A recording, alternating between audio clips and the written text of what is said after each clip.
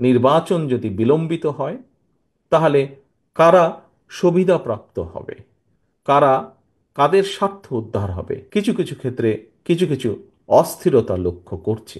একটি রাজনৈতিক দলের লক্ষ্য থাকে, উদ্দেশ্য থাকে, পরিকল্পনা থাকে।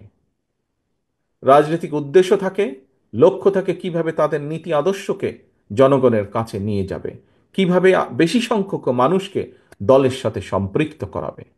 পরিকল্পনা থাকে, একটি রাজনৈতিক দল যদি সরকার গঠন করতে সক্ষম হয় তাহলে সেই পরিকল্পনা অনুযায়ী তারা দেশ পরিচালনা করবে। সেই পরিকল্পনা অনুযায়ী তারা জনগণের জন্য, সমাজের বিভিন্ন স্তরের জনগণ, তাদের জন্য বিভিন্নভাবে পরিকল্পনা গ্রহণ করা। একটি গণতান্ত্রিক বিশ্বে, আমরা যেহেতু গণতন্ত্রে বিশ্বাস করি, গণতান্ত্রিক বিশ্বে একটি রাজনৈতিক দলের পরিকল্পনাকে যদি সফল করতে হয় তাহলে সবচাইতে উত্তম পন্থা হচ্ছে ভোটের মাধ্যমে, জনগণের সমর্থন নিয়ে সরকার গঠনের মাধ্যমে সেই পরিকল্পনাগুলোকে বাস্তবায়ন করা। প্রিয় সহকর্মীবৃন্দ, একজন কৃষক কৃষিকাজই করেন, একজন শিক্ষক শিক্ষকতা করেন, একজন সাংবাদিক সাংবাদিকতা করেন, একজন ডাক্তার চিকিৎসা সেবা দেন মানুষকে। একটি রাজনৈতিক দল হিসাবে আমাদের অন্যতম প্রধান লক্ষ্য, উদ্দেশ্য হচ্ছে জনগণের কাছে ভোট চাওয়া এবং নির্বাচন করা, নির্বাচন চাওয়া। আজকে আমরা দেখছি কিছু সংখ্যক লোক, কিছু সংখ্যক ব্যক্তি বা কিছু সংখ্যক সংগঠন হঠাৎ করে বলছে, কথায় কথায় বলে ওঠে যে বিএনপি শুধু নির্বাচন নির্বাচন চায়, বিএনপি নির্বাচন ছাড়া কিছু বোঝে না। সহকর্মীবৃন্দ, বিএনপি তো একটি রাজনৈতিক দলই। আমরা যেহেতু জনগণের শাসনে বিশ্বাস করি, জনগণের রাজনৈতিক শক্তিতে বিশ্বাস করি, আমরা যেহেতু গণতন্ত্রে বিশ্বাস করি, আমরা যেহেতু ভোটের রাজনীতিতে বিশ্বাস করি, স্বাভাবিকভাবে আমরা ভোট বা নির্বাচন চাইব, জনগণের কাছে ভোট চাইব, দেশের মধ্যে নির্বাচন চাইব। এটি একটি স্বাভাবিক ব্যাপার, এটিই স্বাভাবিক ব্যাপার। একটি স্বাভাবিক ব্যাপারকে কেন কিছু সংখ্যক লোক অস্বাভাবিক ব্যাপারে পরিণত করতে চাইছে সেটি আমাদেরকে চিন্তা করে দেখতে হবে। এখানে কি অন্য কোনো লক্ষ্য বা উদ্দেশ্য কারো আছে কিনা সেটি আমাদেরকে ভেবে দেখতে হবে। প্রিয় সহকর্মীবৃন্দ, বাংলাদেশে এই মুহূর্তে নির্বাচন যদি বিলম্বিত হয় তাহলে কারা সুবিধাপ্রাপ্ত হবে, কারা কাদের স্বার্থ উদ্ধার হবে, এটি আজকে একটি গুরুত্বপূর্ণ বিষয়। আমি একটু আগেই আপনাদেরকে একটি কথা বলেছি যে বিএনপি গণতন্ত্রে বিশ্বাস করে। বিএনপি সকল সময়, আমরা স্লোগান দিয়েছি, আমাদের একটি স্লোগানের মূল মন্ত্র বা মূল স্লোগান হচ্ছে জনগণই আমাদের সকল রাজনৈতিক ক্ষমতার উৎস। সহকর্মীবৃন্দ, আমি একজন রাজনৈতিক কর্মী হিসাবে বিশ্বাস করি যে বাংলাদেশে যদি আমরা গণতন্ত্রের ভিত্তি রচনা করতে পারি, গণতন্ত্রের চর্চাকে আমরা অব্যাহত রাখতে পারি, তাহলে এই দেশকে এবং দেশের মানুষকে ষড়যন্ত্রের হাত থেকে রক্ষা করা সম্ভব হবে। আমরা যত বেশি আমরা যত বেশি দেশে গণতন্ত্রের চর্চা অব্যাহত রাখতে পারবো, আমরা যত বেশি দেশে মানুষের ভোটের অধিকারকে নিশ্চিত করতে পারবো, তত বেশি আমরা দেশ এবং দেশের মানুষকে ষড়যন্ত্রের হাত থেকে নিরাপদ রাখতে পারবো। এবং বিএনপির একজন কর্মী হিসাবে একটি বিষয় আমি পরিষ্কারভাবে বুঝি, দেশে যদি গণতন্ত্রের চর্চা অব্যাহত থাকে, দেশে যদি মানুষের ভোটের অধিকার নিশ্চিত থাকে, তাহলে বিএনপি সাংগঠনিকভাবে শক্তিশালী হয়। দেশে যত গণতন্ত্রের ভিত্তি মজবুত হবে, দেশে মানুষের ভোটের অধিকার যত নিশ্চিত হবে, তত বিএনপির রাজনৈতিক ভিত্তি শক্তিশালী হবে, তত বিএনপির রাজনৈতিক ভিত্তি তৃণমূল মানুষের মাঝে আরো বেশিভাবে গেঁথে যাবে।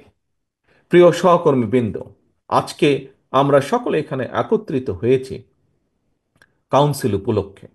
সমগ্র বাংলাদেশে বিভিন্ন জেলায় বিভিন্ন ইউনিটে বিএনপির কাউন্সিল অনুষ্ঠিত হচ্ছে। আজকে এখানে যেমন বিএনপির কাউন্সিলর বৃন্দ আছেন, মহানগরী সহ জেলার পর্যায়ের বিএনপির বিভিন্ন নেতৃত্ব কর্মী বাহিনী আছেন। একই সাথে বিএনপির বিভিন্ন অঙ্গ সহযোগী সংগঠনের নেতৃবৃন্দও আছেন। আসুন আজকে আমরা আজকে আমরা এই কাউন্সিলে প্রতিজ্ঞাবদ্ধ হই, যে কাউন্সিলে যেমন কাউন্সিল অনুষ্ঠানের মাধ্যমে যেমন আমরা প্রতিজ্ঞাবদ্ধ হয়েছি যে আমরা দলের ভিত্তিকে সঠিক নেতৃত্বের হাতে নিয়ে দলের ভিত্তিকে আমরা মজবুত করব, একইভাবে আজকে আমাদেরকে প্রতিজ্ঞাবদ্ধ হতে হবে শুধু আজকে কুমিল্লা মহানগরীতে নয়, বরং আসুন সমগ্র বাংলাদেশে বিএনপি তথা শহীদ জিয়া, দেশনেত্রী খালেদা জিয়ার যত সৈনিক আমরা আছি, আমরা সকলে আজকের এই কাউন্সিল অধিবেশনে প্রতিজ্ঞাবদ্ধ হই, শপথ গ্রহণ করি যে যেই দাবি আদায়ের জন্য আমাদের শত হাজারো সহকর্মী শহীদ হয়েছেন, গুম খুনের শিকার হয়েছেন, যে বাংলাদেশের মানুষের যে দাবি, রাজনৈতিক দাবি আদায়ের জন্য ভোটের অধিকার, রাজনৈতিক দাবি বা বাক স্বাধীনতার অধিকার প্রতিষ্ঠার জন্য আমাদের শত লক্ষ হাজারো নেতাকর্মী গায়েবী মামলা, মিথ্যে মামলার শিকার হয়েছেন, অর্থাৎ জনগণের ভোটের অধিকার যে দাবি, সেই দাবি পূরণ করতেই হবে আমাদেরকে, এবং সেই সংগ্রাম আমাদেরকে অব্যাহত রাখতে হবে। আজকে এইটি হোক আমাদের প্রতিজ্ঞা, এইটি হোক আমাদের শপথ। এবং প্রিয় সহকর্মীবৃন্দ, শুধু বাংলাদেশের মানুষের ভোটের অধিকার প্রতিষ্ঠিত করলেই হবে না, একই সাথে আমাদেরকে নিশ্চিত করতে হবে সেই ভোট, যেই ভোটের জন্য এই দেশের মানুষ, রাজনৈতিক এবং অরাজনৈতিক সকল প্রকার মানুষ জীবন পর্যন্ত কোরবানি দিয়েছে, সেই ভোট যাতে মানুষ নিশ্চিন্তে দিতে পারে, সেই ভোট যাতে মানুষ নিশ্চিন্তে দিতে পারে, সেই নিশ্চয়তাও আমাদেরকে রক্ষা করতে হবে, সেই নিশ্চয়তাও আমাদেরকে প্রতিষ্ঠিত করতে হবে। শুধু ভোটের অধিকার প্রতিষ্ঠিত করতে হবে না, ভোট প্রদানের অধিকারও আমাদেরকে নিশ্চিত করতে হবে।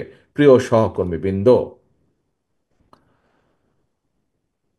আজকে আমরা যদি পত্র পত্রিকা খুলি, আমরা যদি দেশের বিভিন্ন দিকে তাকাই, তাহলে আমরা কিছু কিছু ক্ষেত্রে কিছু কিছু অস্থিরতা লক্ষ্য করছি। একজন রাজনৈতিক কর্মী হিসাবে, একটি রাজনৈতিক দলের একজন কর্মী হিসাবে পরিষ্কারভাবে আমরা বুঝি যে স্বাভাবিকভাবে আজকে যারা দেশ পরিচালনার দায়িত্বে আছেন, অন্তর্বর্তীকালীন সরকার, আমরা খেয়াল করে দেখেছি এই অন্তর্বর্তীকালীন সরকারের বিভিন্ন বিষয় নিয়ে জনগণের মনে বিভিন্ন রকম প্রশ্ন দেখা দিয়েছে। আমরা এই সরকার গঠিত হওয়ার পর থেকে আমরা পরিষ্কারভাবে বলে এসেছি, আমরা চাই এই সরকারকে সমর্থন করতে, আমরা চাই বর্তমান অন্তর্বর্তীকালীন সরকার সফল হোক। কারণ বাংলাদেশের মানুষ মনে করে যে এই অন্তর্বর্তীকালীন সরকার এই দেশের মানুষের অধিকার রক্ষার জন্য যা যা প্রয়োজন সেই কাজগুলো তারা করবেন। এই দেশের মানুষের রাজনৈতিক যে অধিকার, যেই অধিকারকে বহু বছর আগে পলাতক স্বৈরাচার রাতের আধারে অস্ত্রের জোরে লুণ্ঠন করে নিয়ে গিয়েছিল, এই অন্তর্বর্তীকালীন সরকার একটি সুষ্ঠু এবং নিরপেক্ষ নির্বাচনের মাধ্যমে সেই অধিকার বাংলাদেশের মানুষের কাছে ফিরিয়ে দেবে।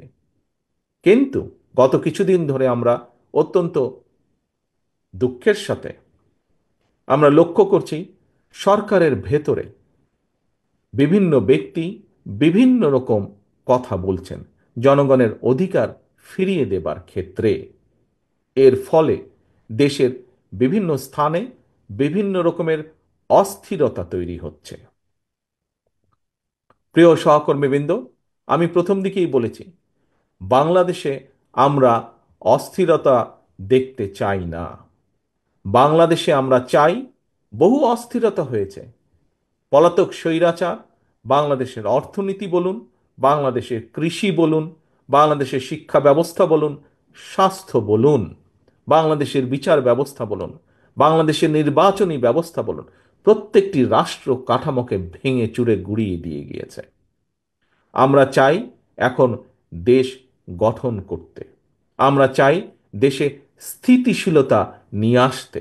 কারণ দেশকে যদি সামনের দিকে এগিয়ে নিতে হয়, দেশের মানুষের ভাগ্যের পরিবর্তন যদি আমাদেরকে ঘটাতে হয়, তাহলে অবশ্যই দেশে স্থিতিশীলতা নিয়ে আসা অত্যন্ত প্রয়োজনীয়।